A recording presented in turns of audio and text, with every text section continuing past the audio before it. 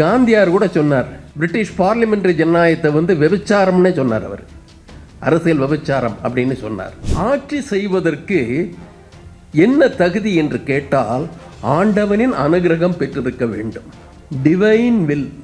அந்த டிவைன் வில்லு வாரிசுக்கு வம்சத்துக்கு தான் போகும். அரசுகள் தேவரால் உருவாக்கப்படவில்லை, மனிதர்களால் தான் அவை வருகின்றன. மனிதர்களால் உருவாக்கப்பட்ட அரசுகளை மனிதர்களால் மாற்ற முடியும், அது இயல்பானது என்ற ஒரு கருத்தை வலியுறுத்தினார். ரூசோவின் பெரிய புரட்சி பங்களிப்புங்கிறத இந்த மதத்தின் தலையிலிருந்து மனிதர்களை விடுவித்தது. பெரியார் சொன்னது, அவர் பெரும்பாலும் பேசினது எலக்டோரல் டெமோக்ரஸி, தேர்தல் ஜனநாயகத்தை பற்றி பெரியார் ரொம்ப விமர்சனம் பண்ணியிருக்கார். அறியாமை கொண்ட அக்கறை இல்லாத கும்பல்களால் என்ன சரியான முடிவு எடுக்க முடியும் என்பது சரியான ஒரு கேள்வி. ஆனால் ஜனநாயகத்தில் நமக்கு தேவை அரசியல் அறிவை இந்த மக்களுக்கு ஊட்ட வேண்டும் அல்லவா. குடவோலை முறை தமிழர்களின் ஜனநாயக பண்பு அப்படின்னு சொல்லிட்டு இருக்கிறாங்க. குடவோலை முறைங்கிறது மகாசபைக்கு மட்டும்தான், பிராமண குடியிருப்புக்கு மட்டும்தான். அந்த பிராமண குடியிருப்புகளில் பிராமணர்கள் மட்டுமே அல்ல, உழைப்பவர்கள் இருக்கின்றார்கள், பல்வேறு பிரிவினர் இருக்கின்றார்கள். ஆனால் உரிமை பார்ப்பனர்களுக்கு மட்டும்தான். முதலாக 2014 பாராளுமன்றத்துக்கு போறார், பார்லிமெண்ட்டுக்கு.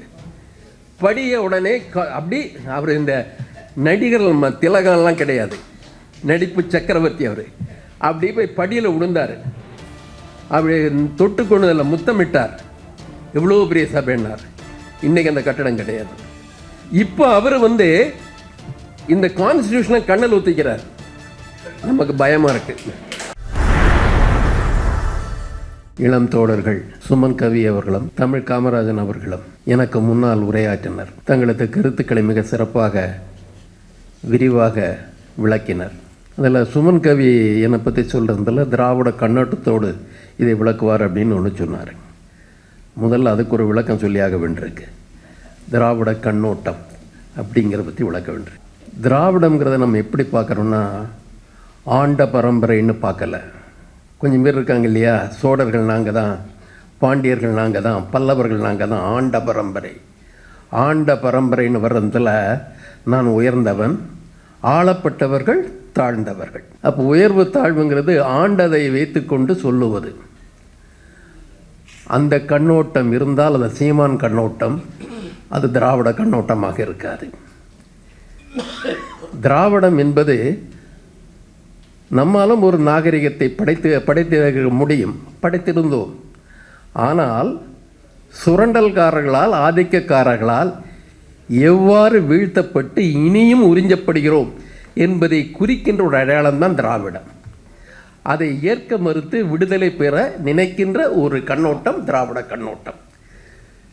இணங்க மறுக்கும் கண்ணோட்டம் திராவிட கண்ணோட்டம். பெருமிதம் அல்ல, பெருமிதத்தை வைத்துக்கொண்டு அரசியல் செய்வது என்பது ஒரு மோசடி.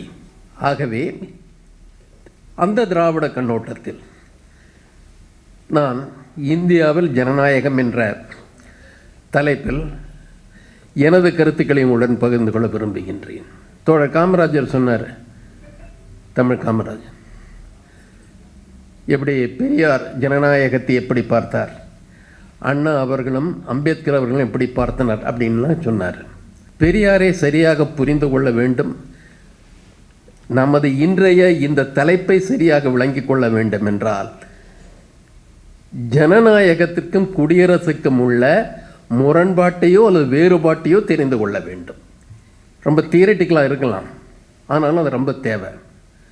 குடியரசு என்றால் ஆட்சி செய்பவன் குடிமக்களில் ஒருவன், ஒரு குடி நாட்டை ஆளுகின்றான். அப்படி இருப்பதாலேயே அது ஜனநாயகமாகிவிடாது. அந்த குடியரசன் கொடுங்கோலனாக கூட இருக்கலாம், தனது அதிகாரத்தை பற்றி ஆர்வமுடையவனாக இருக்கலாம், மக்களை மதிக்காதவனாக இருக்கலாம். இன்றும் பல குடியரசுகள் இருக்கின்றன. நமது அண்டை நாடு மியான்மர், பர்மா, இராணுவத்தால் ஒரு குடியாட்சி அங்கே நிறுவப்பட்டிருக்கிறது.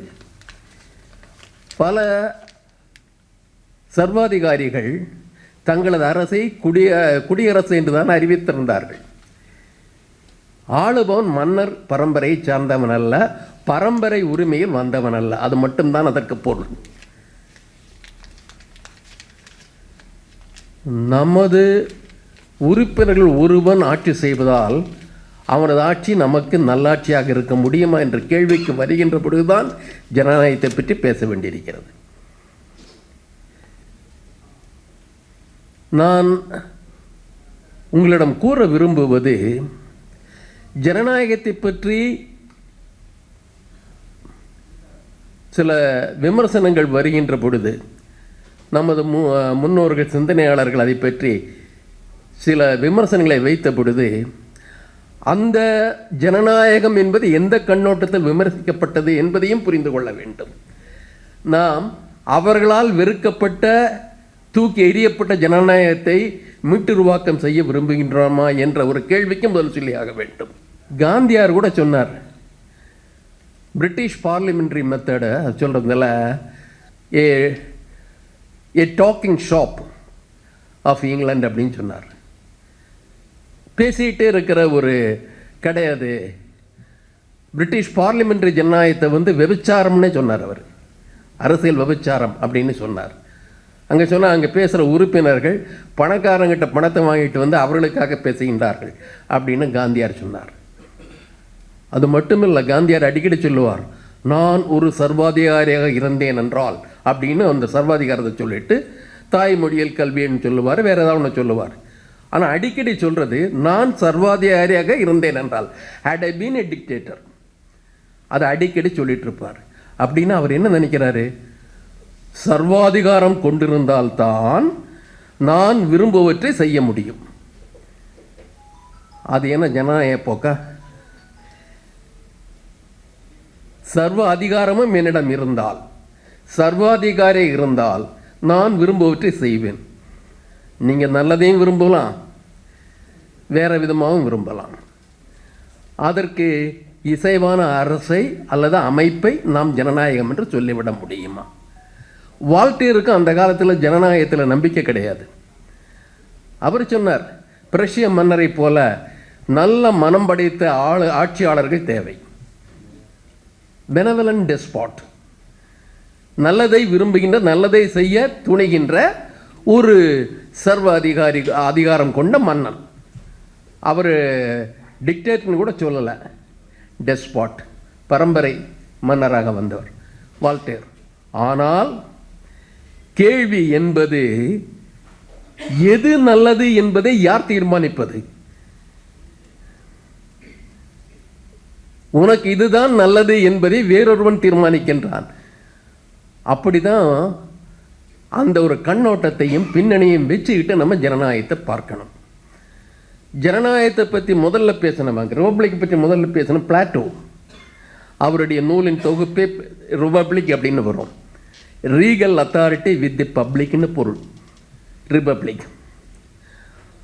அந்த ரிபப்ளிக்கில் அடிமைகளை பற்றி கவலைப்படவே இல்லை. அவர் அடிமைத்தனை இயல்பாகவே எடுத்துக்கொண்டார். மற்றவர்களுக்கிடையே உள்ள அதிகாரத்தை பற்றி பேசினார். அரிஸ்டாட்டில், அவருக்கு பின்னால் வந்த அவரது மாணாக்கர் அரிஸ்டாட்டில் டெமோக்ரஸியை பயன்படுத்தினார். அவர் இந்த ஆட்சிகளை எல்லாம், அரசுகளை எல்லாம் வகைப்படுத்தினார். 3 விதமாக வகைப்படுத்தினார். ஒரு நபரால் ஆதிக்கம் செலுத்தப்படுவது, ஒரு குழுவால் சிலரால் ஆதிக்கம் செலுத்தப்படுவது, பலரால் ஆட்சி செய்யப்படுவது.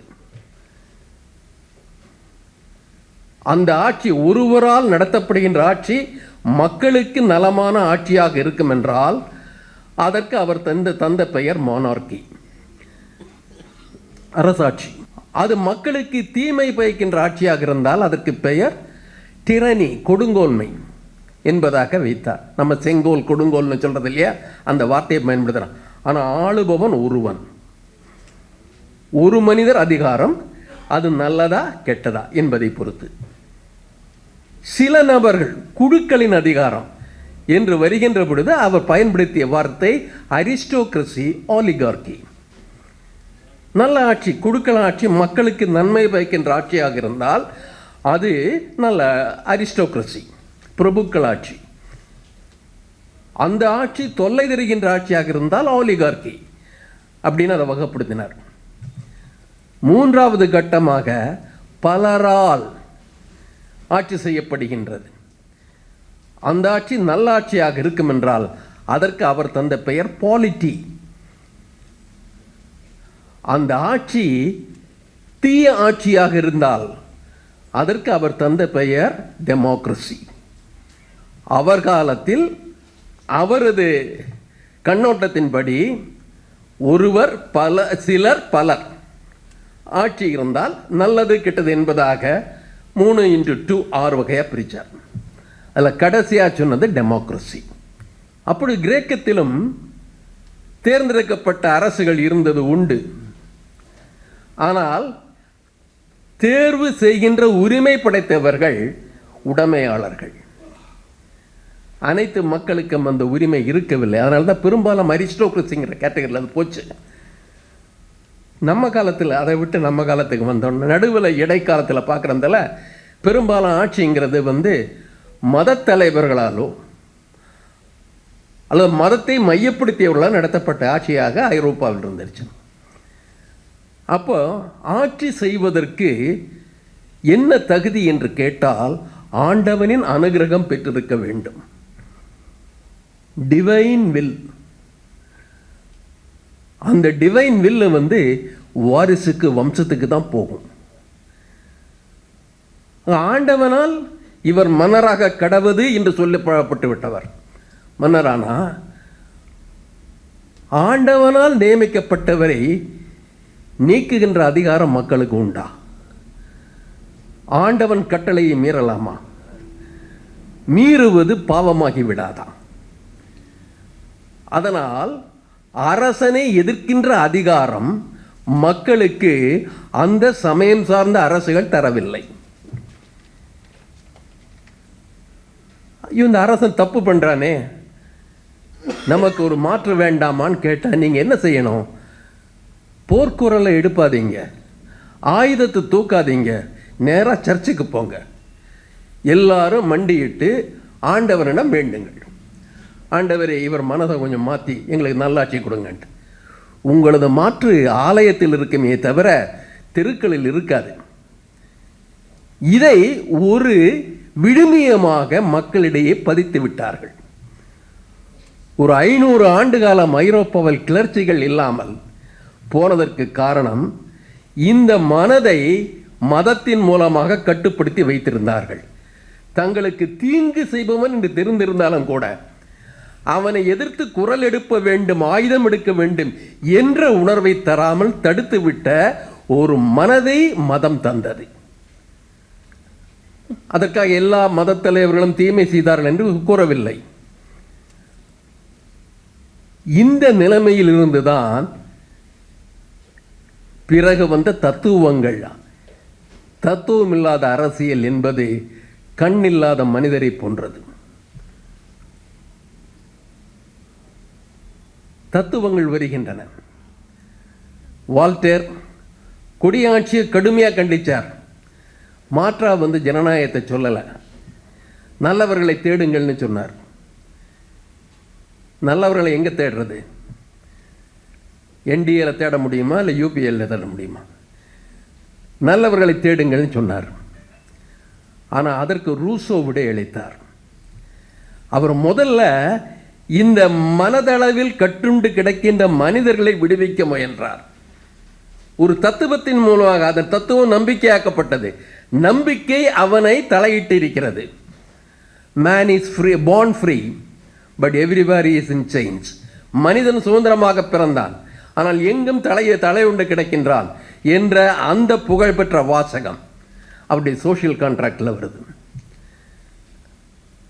அப்போ அவர் சொன்னது, மனிதன் சுதந்திரமாக பிறந்தவன், சுதந்திரமாக வாழுவதற்கு தகுதியானவன். தலையுண்டு கிடக்கின்ற பொழுது தலைகளை எதிர்த்து உடைக்க அவன் எந்த முயற்சியும் செய்வதற்கு அருகதை உள்ளவன் என்ற ஒரு நியாயத்தை வழங்குகின்றார். அதற்கு பிறகுதான் அவர் சோஷியல் கான்ட்ராக்ட் சொல்றார். அரசுகள் தேவரால் உருவாக்கப்படவில்லை, மனிதர்களால் தான் அவை வருகின்றன. சில பொது காரணங்களுக்காக, தேவைகளுக்காக. அரசுகள் மனிதர்களால் உருவாக்கப்பட்டவை. மனிதர்களால் உருவாக்கப்பட்ட அரசுகளை மனிதர்களால் மாற்ற முடியும், அது இயல்பானது என்ற ஒரு கருத்தை வலியுறுத்தினார். ரூசோவின் பெரிய புரட்சி பங்களிப்புங்கிறது இந்த மதத்தின் தலையிலிருந்து மனிதர்களை விடுவித்தது. அதற்கப்புறம் தான் அவர் ஜனநாயகத்தை பற்றி பேசுகிறார்.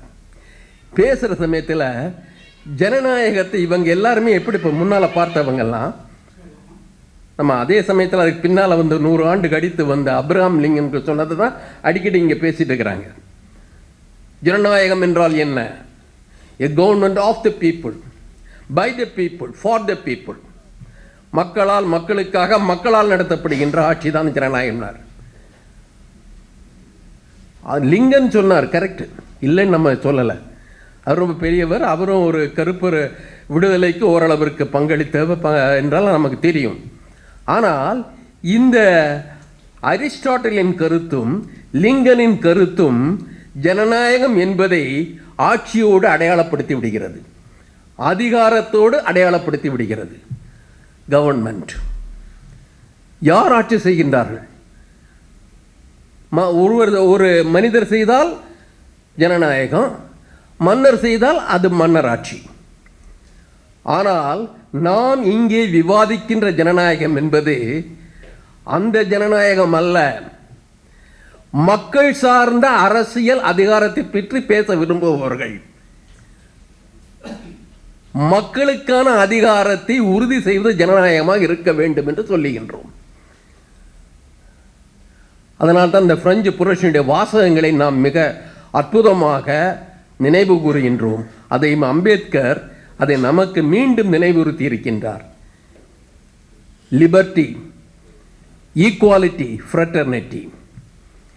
சுதந்திரம், லிபர்ட்டிங்கிறது சரியான வாசகம், சுதந்திரம் கிடையாது, விடுவிப்புன்னு அர்த்தம். அது ஒரு நிலையிலிருந்து விடுவிக்கப்படுவது லிபர்ட்டி, லிபரேட் என்ற பொருள் தரும். ஆனால் நம்ம வசதிக்காக சுதந்திரம் சொல்கிறோம். ஈக்குவாலிட்டி, சமத்துவம், அதன் விளைவாக ஏற்படுகின்ற அந்த சகோதரத்தன்மை. அப்போ ஒரு சமத்துவத்தின் வெளிப்பாடாக இருக்கின்ற சகோதரத்தன்மையுடைய ஒன்றை ஜனநாயகம் என்று அவர் சொன்னார். நம்ம கான்ஸ்டியூஷனில் நம்ம Tamil Kamaraj சொன்னதுபடி, we the people of India having solemnly resolved to constitute India into a sovereign socialist secularங்கிறது சேர்க்கப்பட்ட வார்த்தை. டெமோக்ராட்டிக் ரிபப்ளிக்ங்கிற வார்த்தை முக்கியம். ரிபப்ளிக்ங்கிற வார்த்தையோட டெமோக்ராட்டிக் ரிபப்ளிக் இல்லாட்டா இந்த கான்ஸ்டியூஷன் நமக்கு அர்த்தமே இல்லாமல் போயிடும். டெமோக்ராட்டிக் ரிபப்ளிக் அதில் and to secure to all it citizen சொல்லிட்டு நமது அனைத்து குடிகளுக்குமாக இவற்றை பெற்றுத் தருவதற்காக இந்த ஜனநாயக குடியரசை அமைக்கின்றோம்னு சொல்றார். இனிமேல் பெற வேண்டிய விஷயங்களாகத்தான் அவர் justice, social, economic and political. அப்போ கிடைச்சிருச்சுன்னு அர்த்தம் கிடையாது, இவற்றை பெறுவதற்காக அதை சொல்றார். Justice, social, economic and political. Liberty, சுதந்திரம்னு சொல்றதில்ல, of thought, expression, belief, faith and worship. அது பெரும்பாலும் தனிநபர் சம்பந்தப்பட்டது. Equality of status and of opportunity, இதெல்லாம் இன்னைக்கும் கிடையாது. இதை பெறுவதற்காக ஒரு டெமோக்ராட்டிக் ரிபப்ளிக் அப்படின்னு சொல்றார். ஃப்ரெட்டர்னிட்டி அதில் கொண்டு வர்றார். அப்போ இந்த மூன்றையும் பெற்றுவிட்ட நிலையில் வருவது அல்ல நமது சுதந்திரம். நமது குடியரசு, ஜனநாயக குடியரசு என்பது இவற்றை பெறுவதற்காக உருவாக்கப்பட்ட ஒன்று அப்படிங்கிற வாசகத்தை எத்துணை மக்களுக்கு எந்த விதமாக நாம் புரிய வைத்திருக்கின்றோம். ஜனநாயகத்தில் அடிப்படை பெரியார் சொன்னது, அவர் பெரும்பாலும் பேசினது எலக்டோரல் டெமோக்ரஸி, தேர்தல் ஜனநாயகத்தை பற்றி பெரியார் ரொம்ப விமர்சனம் பண்ணியிருக்கார். அறியாமை கொண்ட, அக்கறை இல்லாத கும்பல்களால் என்ன சரியான முடிவு எடுக்க முடியும் என்பது சரியான ஒரு கேள்வி. ஆனால் ஜனநாயகத்தில் நமக்கு தேவை அரசியல் அறிவை இந்த மக்களுக்கு ஊட்ட வேண்டும் அல்லவா? ஊட்டுவதன் மூலமாக அவர்களை ஒரு ஜனநாயக தன்மைக்கு கொண்டு செல்ல வேண்டும் அல்லவா?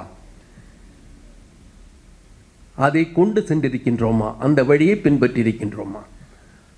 நமது தோல்வி என்பது, அவர் failure is in our inability to educate the masses in democracy. நம்ம அவங்கள கண் திறக்க வைக்கல, மாறாக what the elite did, படித்தவர்கள், தெரிந்தவர்கள், அறிந்தவர்கள் என்ன செஞ்சாங்கன்னா அதிகார பதவிகளை அடைவதற்காக இதை பயன்படுத்திக் கொண்டார்களே தவிர மக்களை அறிவூட்டுவதற்கு பயன்படுத்தவில்லை. விளைவுகளை நாம் இன்று சந்தித்துக் கொண்டிருக்கின்றோம். நம்ம தேர்தலில் இந்த 2024 தேர்தல் அதை 1977 தேர்தலோட ஒப்பிட்டுலாம் பேசினாங்க. நம்ம போஸ்ட்மார்ட்டம் செஞ்சு பார்க்குற ரொம்ப கெட்டிக்காரங்க, அதெல்லாம் போட்டோம். நமக்கு என்ன பாரதிய ஜனதா கட்சியோட என்ன வரப்பு தகராறா எல்லை தகராறா ஒன்றும் கிடையாது. ஒரு தேர்தலில் வந்தால் கட்சிகள் இருக்கும். ஆனால் இந்த பிஜேபின்னு வந்ததுக்கு அப்புறம் பார்த்தோன்னா அதை ஒரு பெருத்த தேசிய அபாயமாக எப்படி நாம் கண்டுகொண்டோம். ஜனநாயகத்தில் கட்சிகள் பல இருக்கும், கருத்துக்கள் பல இருக்கும். ஆனால் இந்த ஒரு மாற்றம் என்பது, இந்துத்துவத்திற்கான மாற்றம் என்பது பெரிய அபாயம் என்பதை எப்படி விளக்குகின்றோம்? பத்திரிகையில் மோடியே சொல்றாரு, கான்ஸ்டியூஷனை எடுத்த முதல்ல இப்போ கண்ணுக்கு ஒத்திட்டார். மோடி எப்போவும் செய்கிற விஷயம் எப்படின்னா, முதலாக 2014 பாராளுமன்றத்துக்கு போகிறார், பார்லிமெண்ட்டுக்கு. படிய உடனே அப்படி அவர் இந்த நடிகர்கள் திலகம்லாம் கிடையாது, நடிப்பு சக்கரவர்த்தி அவர். அப்படி போய் படியில் விழுந்தார், அப்படி தொட்டு கொண்டதில் முத்தமிட்டார். எவ்வளோ பெரிய சபைன்னார். இன்னைக்கு அந்த கட்டடம் கிடையாது.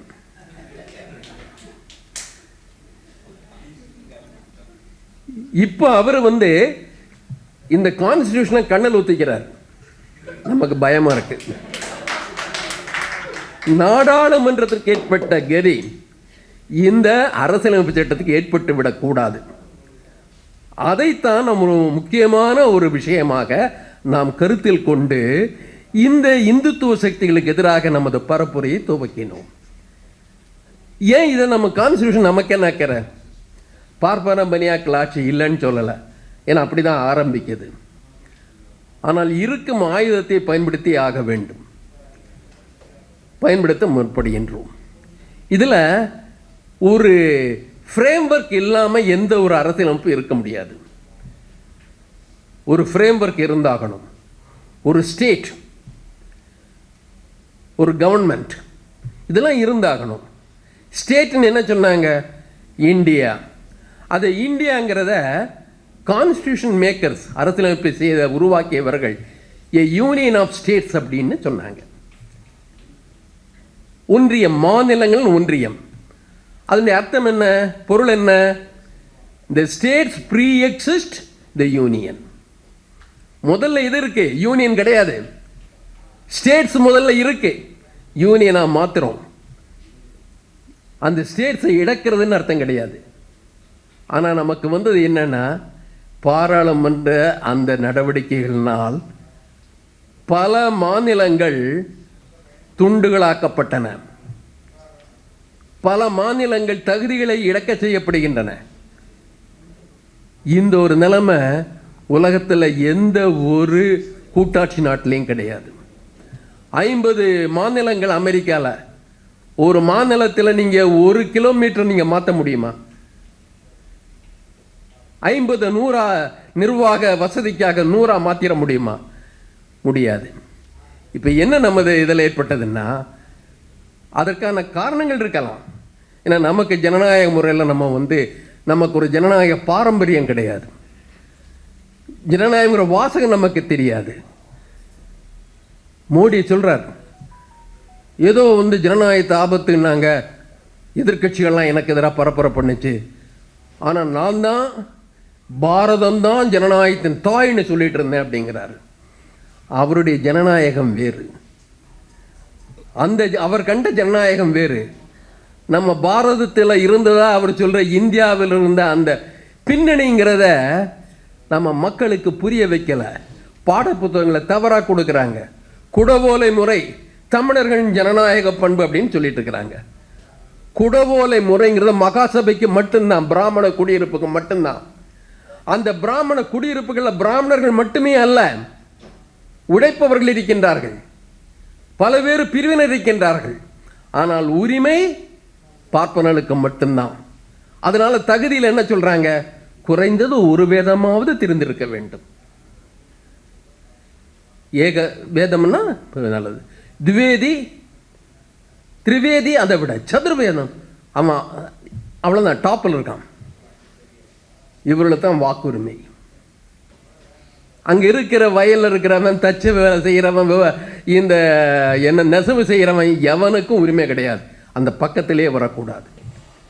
இவர்களில் பெயர்களை ஓலைச்சீட்டில் எழுதி அதை குடத்துக்குள்ளே போட்டு ஒரு பிராமண குழந்தையை கொண்டு அந்த நெருக்கத்தில் எவ்வளோ பேர் வேணுமோ எடுத்து வச்சு அதை படித்தோன்னே இவங்கெல்லாம் இந்த மகாசபை உறுப்பினர்கள் சொல்கிறாங்க ஜனநாயகத்தின் தாய். ஏன் இந்த உரிமையை ஊர் நாடுங்கிற பிற அமைப்புகளுக்கு கொடுக்கல? வேளாளர்கள் வசிக்கின்ற பகுதிக்கு ஏன் இந்த உரிமை தரப்படவில்லை? Sectarian privileges cannot be construed as democratic devices. சில பிரிவினருக்கு தரப்படுகின்ற அந்த சலுகைங்கிறது ஜனநாயகமாகி விடாது. அதுவும் நீங்கள் பார்த்தீங்கன்னா எல்லாம் அந்த கிராமத்து அளவிலேயே முடிச்சிருவாங்க. கிராமத்திற்கு அடிப்படை சாவர்னிட்டிங்கிற அது அடிப்படை அதிகாரம் கிடையாது. இவன் யாரோ அதிகாரியை வச்சு வரி வசூல் செய்யணும், அதுக்கு பதிலாக இவங்க வரி வசூல் பண்ணி கொடுத்துட்றாங்க. அரசனுக்கு செலவு குறைச்சல், இவனுக்கு ஆதிக்கம் அதிகம். குப்த பேரரசு இவங்களுக்கு பொற்காலம் தானே. குப்த பேரரசில் அரசனுடைய அவையில் எத்தனை பேர் எலெக்டட் மெம்பர்ஸ் இருந்தாங்க? 90 விழுக்காடு பிராமணர், 10 விழுக்காடு சத்திரியர். இதுதான் அவங்க அரசமைப்பில் இருந்த அந்த உறுப்பினர்கள். தேர்ந்தெடுக்கப்பட்டவர்கள் அல்ல, நியமனம் செய்யப்பட்டவர்கள். அப்போ இந்தியா தாய்னா ஒருவேளை அவர் தாய்க்கு பிறக்காத பிள்ளை இல்லையா மோடி? பயாலஜிக்கலாக பிறக்கலையில்ல. நம்ம 3 ஆழ்வார்கள், முதல் ஆழ்வார்கள் பேயாழ்வார், பூதத்தாழ்வார், இவங்கெல்லாம் சொல்கிறதில் அயோனிக அப்படிம்பாங்க. பெண்ணில் பிறந்தவர்கள் அல்ல, மனிதனுக்கே பிறக்கலை அப்படி சொல்லுவாங்க. இப்போ 4வது அயோனிகர் மோடி வந்திருக்கார், பெண்ணுக்கு பிறக்காதவர். அவருடைய பார்வையில் இது ஜனநாயகம்னு படுது. நாம் சொல்கிற ஜனனம்ங்கிறது உழைக்கும் மக்களை பெருவாரியாக கொண்ட மக்கள் அனைவருக்கும் சம உரிமை தருகின்ற ஜனநாயகம். அதற்கான அமைப்பு எங்கே இருந்தது? இல்லை. அது மாடர்ன் தியரி. இப்போ நாம் இப்போ தான் உருவாக்குறோம். இப்போ அந்த வார்த்தையை நமக்கு எங்கே கிடைச்சது? இங்கிலீஷ் பார்லிமெண்ட் பார்த்த உடனே நம்ம இங்கே இருந்த படித்த வர்க்கத்திற்கு நாமளும் அந்த சபையில் இருந்தால் எப்படி இருக்கும்? எங்களை ஐசிஎஸ் எழுதுறதுக்கு வயது வரம்பை தளர்த்துங்க, நாங்கள் இருக்கிற பகுதியில் தேர்வு நடத்துங்கன்னு கேட்டவங்க தானே. அவங்க நாடாளுமன்றத்தில் இவங்க போய் உட்காரணுங்கிறதுக்காக வாய்ப்பு கேட்டு உருவாக்கப்பட்ட இயக்கம் தேசிய இயக்கம். அது வேற விதமாக வடிவெடுத்து அதில் நம்ம ஆளுங்க கொஞ்சம் பேர் உள்ள நுழைஞ்சிட்டாங்க. இது இந்த ஜனநாயகம்ங்கிறது இந்த சீன மரபில் ஒன்று உண்டு. வயதை குறிப்பிடுற சமயத்தில் நாமெல்லாம் என்ன பண்ணுவோம்? குழந்தை பிறந்த தேதியிலிருந்து வயதை குறிப்பிடுவோம். பழைய சீன மரபில் கர்ப்பத்தில் இருக்கிற காலத்தையும் சேர்த்துக்கிட்டு வயதை குறிப்பிடுவாங்க. பிறந்த நாள் ப்ளஸ் அந்த ஒரு 10 மாதத்தை சேர்த்துக்குவாங்க வயதை குறிப்பிடுறது. இந்திய ஜனநாயகத்தினுடையது காலனி ஆட்சியும் சேர்த்து தான் நம்ம ஜனநாயகத்தை மறைப்பட முடியும். காலனி ஆட்சி இல்லாட்டா அந்த ஒரு நடைமுறை நமக்கு தெரிந்திருக்காது, துவக்கம் வந்திருக்காது. அப்படி தான் வந்தாங்க. இப்போ இந்த ஜனநாயகத்தில் உரிமைங்கிறது சாவர்னிட்டி ஆஃப் தி பீப்புள், மக்களுக்குத்தான் உரிமை. ஸ்டேட்டை ஃபார்ம் பண்ணுறாங்க, இந்தியாங்கிற ஒரு அமைப்பை உருவாக்குறாங்க. எப்படி, எந்த அடிப்படையில் உருவாக்குகின்றார்கள்? ஒரு கூட்டாட்சியாக இருக்கணும், அனைவருக்கும் சமமாக வாய்ப்பு வழங்கக்கூடிய ஆட்சியாக இருக்கணும், மதமோ ஜாதியோ தனித்தனியான சலுகைகளை தராத ஆட்சியாக இருக்கணும் அப்படின்னு சொல்லித்தானே நம்ம கொண்டு வந்தாங்க. சமத்துவம் என்பது ஒரு அடிப்படை. இந்த கான்ஸ்டிடியூஷனில் எங்கேயுமே நேரடியாக ஜாதி ஒழிப்பு கிடையாது. ஜாதி ஒழிக்கலை. உலகத்தில் நாடுகள் முன்னேற்றம் நீங்கள் பார்த்தீங்கன்னா அடிமை முறையை ஒழிப்பதன் மூலமாகத்தான் இன்றைய ஐரோப்பிய நாடுகளின் இந்த அவர்களது சொல்லப்போனால் இத்தனை முன்னேற்றம் வருவதற்கு முதல் காரணமாக இருந்தது அடிமை முறை ஒழிப்பு, நில உடைமையை மாற்றி அமைப்பது. இப்படி தான் வருது. ஜனநாயகத்தில் முதல்ல வேண்டியது அடிப்படை என்னவென்றால் ஈக்குவாலிட்டி நம்ம சொல்கிறோம். அப்போ ஒரு கருத்து வருது, ஒரு உண்மையான ஜனநாயகம்னா இந்த சமத்துவத்தை தராத அனைத்து படமையிலிருந்து விடுதலை பெற வேண்டும், விடுவிக்கப்பட்டாக வேண்டும். அம்பேத்கர் அதனால தான் சொன்னார், இன்று நாம் அரசியல் ரீதியாக சமத்துவத்தை அடைந்து விட்டோம். மன்னராக இருந்தாலும் அல்லது மண் விட்டுவோராக இருந்தாலும் ஆளுக்கு ஒரு ஓட்டு தான் சொல்லிட்டார். அதை சொல்லிட்டு அவர் சொல்கிறார், இது எப்படி எந்த நாட்டில் நடக்கிறது என்றால், எங்கு பொருளாதாரத்திலும் சமூகத்திலும் மலைக்கும் மடுவுக்குமான இடைவெளி உள்ளதோ அந்த நாட்டில் நாம் அரசியல் சுதந்திரத்தை சமத்துவத்தை தரப்போகின்றோம். அவர் சொன்னதனுடைய விலை என்ன, உள்கிடக்கை என்ன? இந்த இடைவெளியை வைத்துக்கொண்டு இந்த அரசியல் சுதந்திரத்தை சமத்துவத்தை சீராக பெற முடியுமா என்ற அவநம்பிக்கை வெளியிட்டார். ஆகவேதான் ஜனநாயகம் என்பது அரசியல் சமத்துவம் மட்டுமல்ல, ஜனநாயகம் என்பது பிற சமத்துவங்களையும் கொண்டிருக்க வேண்டும். அது பொருளாதார சமத்துவத்திற்கு வழிகோல வேண்டும், அது சமூக சமத்துவத்திற்கு வழிகோல வேண்டும். அடிக்கடி இங்க இந்துத்துவவாதிகள் பயன்படுத்துகின்ற வார்த்தை ஹார்மனி, இணக்கம். ஒரு இணக்கமா வாடுகின்ற சூழலை கொண்டு வரணும் சொல்லிட்டு தான் ஸ்டேன்ஸ் பாதிரியாரையும் கொல்லுவாங்க, அது வேற விஷயம். இணக்கம். இங்க நாம ஒரு பொருளை நல்லா புரிஞ்சுக்கணும். பண்டித நேரு சொன்னார், India is a land of diversity. பன்முகத்தன்மை கொண்டது, பல மொழி, பல இனம், பல பண்பாடு, பல நம்பிக்கை மரபு அப்படின்லாம் பல தன்மைகள் கொண்டது. Diversity, unity in diversity. இந்த வேற்றுமையில் ஒற்றுமைங்கிறது அவர் சொன்னார். ஆனால் கோல்வால்கர் சொன்னார், the need of the hour is not equality but harmony. அப்படின்னா அவர் சொல்ற ஹார்மனி என்னன்னா, ரெண்டு ஆங்கில சொற்களை புரிந்து கொள்ளுங்கள், டைவர்சிட்டி அண்ட் டிஸ்பாரிட்டி. டைவர்சிட்டினா வேற்றுமை. ஒருத்தர் வந்து கருப்பாக இருக்கும், வெள்ளையாக இருக்கும், ஒருத்தர் உயரமாக இருக்கும், ஒருத்தர் வந்து குள்ளமாக இருக்காங்க, வேற்றுமை இருக்கும். பல மொழிகள் பேசப்படலாம், பல உணவு முறைகள் இருக்கலாம், வேற்றுமை இருக்கும். வேற்றுமையில் ஒற்றுமை என்பது நியாயம், நடக்கக்கூடியது, இருந்தே ஆக வேண்டியது. டிஸ்பாரிட்டினா வேறுபாடு, ஏற்றத்தாழ்வு. ஏற்றத்தாழ்வுக்கு இணக்கம் முடியுமா? வேறுபாட்டில் இணக்கம் இருக்க முடியும், வேறு ஏற்றத்தாழ்வில் இணக்கம் இருக்க முடியாது, இருக்கக்கூடாது. வேறுபாடுகளை களைவதற்காகத்தான் அனைத்து கிளர்ச்சிகளும் புரட்சிகளும் இங்கே ஏற்பட்டிருக்கின்றன.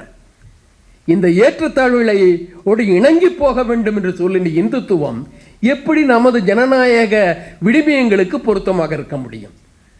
சனாதனம் பேசினா அவங்களுக்கு சட்டுன்னு புத்துக்கிட்டு வருது, ஆனால் ஜனநாயகம் பற்றி பேசுகிறாங்க. நமக்கு இந்த அரசியலமைப்பு சட்டத்தை இந்துத்துவவாதிகளைப் போல மலினப்படுத்தியவர்கள் வேறு யாரும் கிடையாது. நமக்கு விமர்சனம் பலது இருக்கு அரசியல் சட்டத்தில், அதை மாற்றணும், திருத்தணும், அதெல்லாம் பல உண்டு. ஆனால் நம்ம RN ரவி என்ன சொன்னார், இந்த அரசியலமைப்பு சட்டங்கிறது தி ரூல்ஸ் ஆஃப் கவர்னன்ஸ். இங்கே நிர்வாகத்திற்கான சில விதிகள், அவ்வளவுதான். ஆனால் இந்தியாவின் ஆத்மா எங்கே இருக்கிறது? சனாதனத்தில் இருக்கு, ரிஷிகள்ட்ட இருக்கு, நமது வர்ணாசிரமத்தில் இருக்கு, எல்லாத்திலையும் இருக்கு. நம்ம பழமையில சொன்னார், பழைய தலைகளை வைத்துக் கொண்டு புதிய விடுதலை தேடுவதற்கு நாம் என்ன மூடர்களா? பழைய தடைகளிலிருந்து விடுதலை பெற வேண்டும் அல்லவா? நாம் சனாதனா நம்பிக்கை அவங்க மாற்றி சொல்றாங்களே இல்லையோ, சனாதனம்னு சொல்ற சமயத்தில் ஏற்றத்தாழ்வை அடிப்படையாக கொண்டதுதானே சனாதனம். சமூக ஏற்றத்தாழ்வை வைத்துக்கொண்டு ஜனநாயக சமத்துவத்தை எப்படி பெற முடியும்? அதான் இன்னைக்கு நம்ம பல இடங்களில் பார்க்கிறோம். பொது சுடுகாடு இடுகாடு இல்லாத சூழலை கூட நாம் சந்தித்துக் கொண்டிருக்கின்றோம். இந்த வேறுபாடை களைவது எப்படி? உண்மையான முழுமையான ஜனநாயகத்தை உருவாக்குவதற்கான வாய்ப்பை இந்த அரசியலமைப்பு வாய்ப்பிற்காக இந்த அரசியலமைப்பு தருகின்ற உரிமைகளை, வாய்ப்புகளை பயன்படுத்திக் கொள்ள வேண்டும் என்று நினைக்கின்றோம். ஆகவேதான் இந்த ஜனநாயகத்தை இந்த அரசியலமைப்பு சட்டத்தின் மூலமாக நாம் முழுமைப்படுத்த விரும்புகின்றோம். இதுவரையில் இனி சொல்லப்போனால் நீங்கள் பார்க்குறீங்க இல்லையா, நம்ம இந்த இந்துத்துவத்தின் வளர்ச்சின்னு பார்த்தீங்கன்னா கார்ப்பரேட் வளர்ச்சியோடு சேர்ந்து தான் இந்துத்துவ வளர்ச்சி இருக்குது.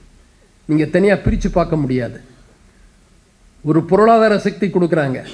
ஒரு ஜனநாயக நாட்டில் இந்த நாட்டின் இயற்கை வளங்கள் இந்த மக்களுக்கு சொந்தமானவைங்கிறத ஏற்றுக்கணும். பொது சொத்து, அந்த பொது சொத்துக்களை மக்கள் சார்பில் காப்பாற்ற வேண்டிய பொறுப்பு அரசுக்கு இருக்கணும். ஆனால் இன்னைக்கு என்ன நிலைமை இருக்கு? இயற்கை வளங்கள் எல்லாம் தனியாருக்கு ஏலம் விடப்படுகின்றன. அந்த கண்காணி வேலையை அரசு செஞ்சிட்டு இருக்கு. நம் நாட்டு வளங்கள் மீது நமது மக்களுக்கு உரிமை இல்லை. நம் நாட்டு வளங்கள் லாபம் தேடும் குழுக்களுக்கு அளிக்கப்படுவதற்கு ஒரு கண்டியூட் பைப்பு மாதிரி நம்ம அரசாங்கம் பயன்பட்டு சமத்துவத்தை நோக்கி நாம் நடைபோட வேண்டும் என்றால் இந்துத்துவம் சமத்துவத்திற்கு எதிராக எத்தகைய அபாயங்களை கொண்டு வருகிறது என்பதை பற்றிய முழுமையான விழிப்புணர்வை நம் மக்களிடம் ஏற்படுத்த வேண்டும். வெறியூட்ட அரசியலை அவர்கள் பயன்படுத்துகின்றார்கள். அறிவூட்ட அரசியலுக்கு நாம் செல்ல வேண்டும் அல்லவா? எப்படி வெற்றி பெறாங்க? மதம், கடவுள், அவதாரம் இதை சொல்லிட்டு வெறியூட்ட அரசியலை மிக எளிதாக பயன்படுத்தினார்கள். பஜ்ரங் தள் என்ன பிராமணர்களுக்கான அமைப்பா? இந்த ட்ரைபல் பீப்புள் மற்றவங்களை வச்சுட்டு பஜ்ரங் தள் அடியாட்கள் மசில் பவர். அவங்கள பொறுத்த வரைக்கும் திலகர் காலத்திலிருந்து வருகின்ற நடைமுறை, அடித்தளத்தில் உள்ள மக்கள் அவர்களுக்கு எடுபிடிகள், இனியும் சொல்ல போனால் தங்களுக்காக உயிர் விட வேண்டிய அந்த பணியை செய்வதற்காக இருப்பவர்கள். கணேச பூஜாவுக்காக ஆளை திரட்டிட்டு வருவாங்க, கோரக்ஷா சம்மதிக்கு ஆளை திரட்டிட்டு வருவாங்க. அவர்கள் அதற்காக பயன்படுத்தப்படுவார்கள். இது தெய்வ காரியம், அதற்காக கொண்டு வருவாங்க. ஹனுமான் அவனுக்காக பேரில் படைகளை ஏற்படுத்துங்க. வெறியூட்டப்படுகின்றார்கள். அப்போ மதம்ங்கிறத நம்ம ஒரு கட்டுக்குள்ளே இருக்கணும். இந்த வெகு மக்களை இந்த நம்பிக்கை வேற, மூட நம்பிக்கை வேற. மூட நம்பிக்கையெல்லாம் நம்பிக்கை என்று கூறிக்கொண்டு அந்த மூட நம்பிக்கையின் மூலமாக இந்த மக்களை அவர்கள் கருவிகளாக பயன்படுத்துகின்றார்களே, தங்களை தாங்களே தற்கொலை செய்து கொள்ளும் அளவிற்கு அவர்களை மாற்றுகின்றார்களே. இதற்கான ஒரு விழிப்புணர்வை கொண்டு வருகின்ற அறிவூட்டு வேலையை யார் செய்வது? ஜனநாயகம் தழைக்க வேண்டுமென்றால் அது நீதிமன்றத்தால் காப்பாற்றப்படுமா, ஊடகத்தால் காப்பாற்றப்படுமா? அப்படின்லாம் பேசுகிறாங்க. இவர்கள் யாரும் காப்பாற்ற மாட்டார்கள். ஏனென்றால் ஊடகம்லாம் கார்ப்பரேட் கையில் இருக்குது, நீதிமன்றங்கள்லாம் உயர் ஜாதிகிட்ட இருக்குது, காப்பாற்ற மாட்டாங்க. நமது ஜனநாயகத்தை நமது மக்கள் தான் காப்பாற்ற முடியும். மக்கள் தான் காப்பாற்ற முடியும் என்று சொல்லுகின்ற பொழுது காப்பாற்றக்கூடிய அளவிற்கு அறிவையும் திறனையும் அந்த அமைப்பையும் உருவாக்க வேண்டிய பொறுப்பு நம்மை போன்றவர்களுக்கு இருக்கிறது. அந்த பணியை செய்தாக வேண்டும். ஜனநாயகம் என்றால் மக்கள் சார்ந்தது, ஆட்சி சார்ந்தது அல்ல என்பதை மக்களுக்கு சொல்ல வேண்டும். ஜனநாயகம் என்றால் மக்கள் உரிமைகள் மீது கட்டமைக்கப்படுவதே தவிர மக்களை ஒடுக்குவதற்கான அமைப்பு அல்ல என்பதை புரிய வைக்க வேண்டும். இந்தியாவில் வருகின்ற சிறப்பு சட்டங்கள் அனைத்துமே மக்களை ஒடுக்குவதற்கான சட்டங்கள், சிறப்பு அதிகார சட்டங்கள். அந்த சட்டங்களை விடுதலை பெற்ற பிறகு இந்தியாவில் வைக்கின்றார்கள். ஒரு ஜாலியன் வாலாபாக் டிராஜடி வந்தது, ரவுலட் ஆக்ட் அது வந்தது. அதை எதிர்த்து ஒரு தேசிய இயக்கத்தையும் எல்லாம் கொண்டு வந்தார்கள் அல்லவா? ஆனால் அதை விட மோசமான சட்டங்கள் இன்று கொண்டு வரப்படுகின்றன. தேச உணர்வு என்னாவது? நாம் சொன்னாங்களே, தேர்தல்ங்கிறது ஒரு கருவி தான் ஜனநாயகத்தில். தேர்தல் மட்டுமே ஜனநாயகம் அல்ல. ஜனநாயகம் முழுமையாக இருக்க வேண்டும் என்றால் மக்களும் மற்றவர்களும் விழிப்பாக இருக்க வேண்டும். பல இடத்துல இந்த அரசியல் அறிவு மிக்கவர்கள், வாய்ப்பு மிக்கவர்களே பல இடங்களில் மௌனமாக இருந்துடுறாங்க. மௌனம் சம்மதத்திற்கு அறிகுறி. ஒரு கொடுங்கோல் சட்டை என்னையே வருது, உரத்த குரல் வராவிட்டால், போதுமான அளவிற்கு படித்தவர்கள் எதிர்ப்பு வராவிட்டால் நீங்கள் ஏற்றுக்கொண்டு விட்டதாக அர்த்தம். அதனால் நம்மெல்லாம் இன்றைக்கி நக்சல் அர்பன் நக்சல்ஸாக நிற்கிறோம். பல கொடிய சட்டங்கள் இருக்கின்றன. நாட்டே எல்லாம் எல்லா அரசியலமைப்பிலையும் தேசத்தை எல்லையை பாதுகாப்பதற்கு படைகளும் உள்நாட்டு அமைதியை உறுதி செய்வதற்கு காவல்துறை இருக்கும். இந்தியாவில் உள்நாட்டு அமைதிக்காகவே இந்த படைகள் இருக்கின்றன. படைகளில் ஏறக்குறைய 60 விழுக்காடு படை வீரர்கள் உள்நாட்டு போலீஸ் ஒர்க்குக்கு வச்சுருக்காங்க. இங்கே மொழி தெரியாத மக்களை அவர்கள் சித்திரவதை செய்வதற்கு இவர்கள் பயன்படுத்தப்படுகின்றார்கள்.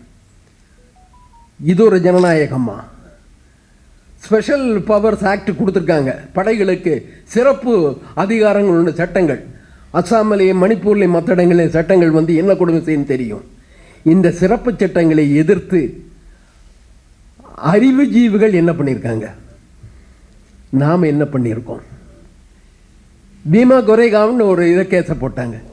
அந்த பீமா கொரேகாவை பற்றி ஏன் நம்ம ஆளுங்க பேச மாட்டேங்கிறாங்க? பீமா கொரேகாவை என்னங்க பெரிய பாவம் வந்துருச்சு, அதை பெரிய ஒரு தேச விரோத சதி செயல் அப்படின்னு சொல்கிறாங்க. இது வரைக்கும் சதி நிரூபிக்கப்படலை.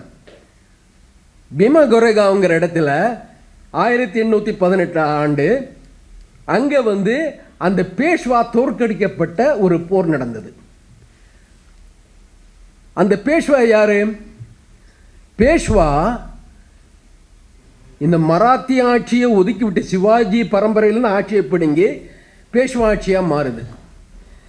சிவாஜி குடும்பத்தை வம்சத்தில் வந்தவங்களுக்கெல்லாம் கோலாப்பூரில் ஒருத்தருக்கும் வேறொரு சத்தாராவில் ஒருத்தருக்கும் கொடுத்து அவங்கள ஒதுக்கி விட்டாங்க. அதிகாரத்தை இவர்கள் தங்கள் வசப்படுத்தி கொண்டார்கள். இவர்கள் அப்பொழுது இந்துத்துவ ஆட்சியை நடத்தினார்கள். அந்த ஆட்சியின்படி அரசு பணிகளுக்கு படைகளில் சேருவதற்கு ஒடுக்கப்பட்ட பிரிவினருக்கு, பிற்பட்ட பிரிவினருக்கு உரிமை கிடையாது. அன்றைய காலத்தில் ஒரு படை வீரனாக இருந்தால் அவனுக்கு ஊதியமும் உண்டு, சமூக அந்தஸ்தும் உண்டு. அது கிடையாது.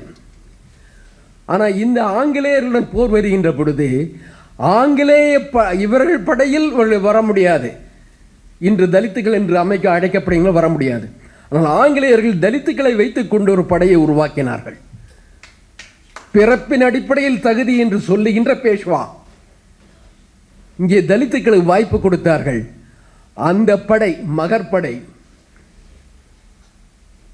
அந்த படை பேஷ்வாவை வென்ற அந்த போர் பீமா கொரேகான் போர். அதை கொண்டாடியவர் அம்பேத்கர். எங்களாலும் முடியும் என்று நிரூபிக்கப்பட்ட போர் அது. கீதையின் வாசகம் பொய்யாக்கப்பட்ட போர் அது. அந்த போரை நினைவு கூறுகின்ற காரணம் சமூக நீதிக்கான காரணம். சமூக சமத்துவத்தில் ஆர்வம் கொண்டவர்கள் அதை கொண்டாடினார்கள். கொண்டாடியதற்காக ஒரு தேச சதி வழக்கு திணிக்கப்படுகின்றது. யார் மீதெல்லாம் திணிக்கப்பட்டதுன்னு உங்களுக்கு தெரியும். 80 வயது 90 வயதை பற்றியெல்லாம் கவலைப்படவில்லை. 6 ஆண்டு 7 ஆண்டு சிறையில் அடைக்கப்பட்டு பல சிறையில் இறந்து போகின்றார்கள். ஆனால் எந்த நீதிமன்றமும் மனிதாபிமான அடிப்படையில் கூட கருணை காட்டுவதில்லை. கங்கனா ராவத் போனால் அன்னைக்கே அவங்களுக்கு விடுவிக்கிறாங்க, யாருக்கெல்லாமோ விடுவிக்கப்படுகின்றார்கள். ஆனால் அந்த நமது ஒடுக்கப்பட்ட சகோதரர்களுக்கு அவர்களது உரிமையை கொண்டாடுகின்ற, சமத்துவத்தை கொண்டாடுகின்ற ஒரு நிகழ்ச்சியில் பங்கேற்றதற்காகவோ அல்லது நியாயப்படுத்தியதற்காகவோ தண்டிக்கப்படுகின்ற பொழுது படித்த வர்க்கம் என்ன செய்தது? நாம் என்ற அந்த வளையத்தில் அனைவரும் வர வேண்டும். நாம் வேறு நீங்கள் வேறு என்று மாற்றிவிட்டால், ஒரு நாட்டில் 2 வர்க்கங்களை நீங்களாக உருவாக்கிவிட்டால், சமத்துவமற்ற நிலையை உருவாக்கிவிட்டு இணக்கம் மட்டும் கோருகிறீர்கள் என்றால், அதற்கு நாம் இணங்கி போவோம் என்றால், நாம் ஜனநாயகத்திற்கு தகுதியானவர்கள் அல்ல, ஜனநாயகவாதிகளும் அல்ல. நமது ஜனநாயகம் அனைவருக்கும் ஆன ஜனநாயகம் இருக்கணும். அதுதான் ரூசோ சொன்னார், by democracy I do not mean rule of majority. Majority ஆட்சிங்கிறது டெமோக்ரஸி கிடையாது, கும்பல் ஆட்சி டெமோக்ரஸி கிடையாது. It should be a rule by general will அப்படின்னார். ஒரு பொது ஒப்புதலின் பேரில் நடக்கின்ற ஒரு ஆட்சியாக இருக்கணும். மக்களை பிரிக்கின்ற, பிளவுபடுத்தி பார்க்கின்ற அந்த மெஜாரிட்டேரியனிசம் என்பதே டெமோக்ரஸி என்று, ஜனநாயகம் என்று அந்த கருத்தை வலியுறுத்திய ரூசோவே சொல்லவில்லை. இன்று என்ன ஆகிறது? இந்து மெஜாரிட்டி, முஸ்லீம் மைனாரிட்டி, பல இடங்களில் அது காஸ்ட் மைனாரிட்டி மெஜாரிட்டின்னு வருது, ஜாதி மைனாரிட்டி மெஜாரிட்டின்னு வருது. தொடர்களே, பெரியாரின் பணியை முழுமை செய்யப்படாத காரணத்தால் இன்று நாம் சமத்துவமற்ற சூழலில் பல அபாயங்களை நேரிட வேண்டியிருக்கிறது. பெரியார் அம்பேத்கர் சொன்னது என்ன? ஜாதி ஒழிப்பு, ஜாதி இணக்கம் அல்ல. ஜாதி ஒழிப்பை அடையாத வரையில் இந்தியா என்பதோ அல்லது தமிழ்நாடு என்பதோ ஜனநாயகத்திற்கு தகுதியான நாடாக இருக்க முடியாது.